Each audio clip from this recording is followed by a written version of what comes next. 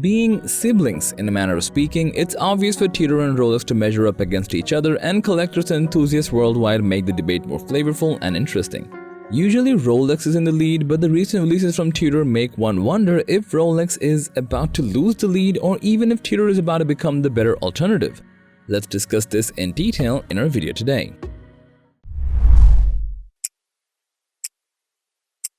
Tudor and Rolex both go way back in terms of watchmaking history.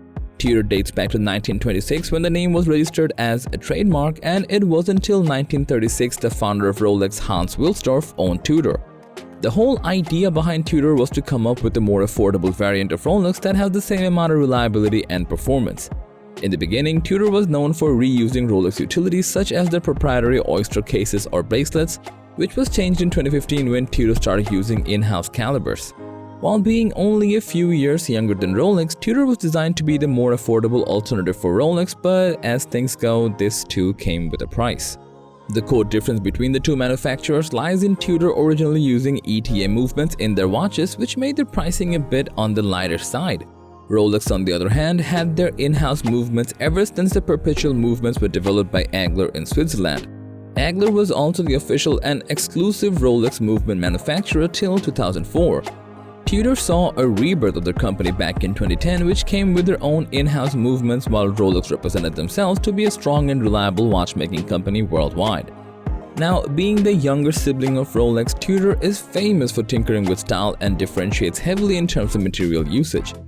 The modern Tudor utilizes bronze, titanium, and ceramic as ingredients, while Rolex prefers to stick with steel or precious metals. Tudor also has a reputation for coming up with a variety of watch straps. The color profile acts as a unique differential between the brands, but Tudor is more heavily known for opting for colors, while Rolex keeps things a bit in the gray area. Though with the release of Kermit and Hulk and the implementation of colorful oyster perpetual watches with vintage Stella dials launched in 2020, it shows that they are ready to step out of that shell. Both manufacturers balance between vintage and modern aesthetics. Rolex, while not coming up with a massive change in design, which is apparent from the long lineup of Submariner watches, Tudor is known to give small nods to vintage designs with every new collection, like the Pelagos.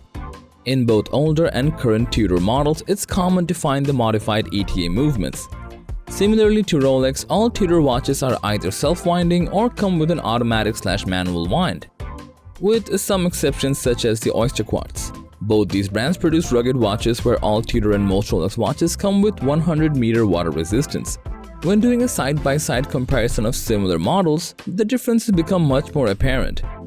While Rolex fills the Cerachrome bezels with either white gold or platinum numerals and designs the Easy Link or Glide Lock systems on the bracelet, Tudor offers an easy adjustment system on the Pelagos.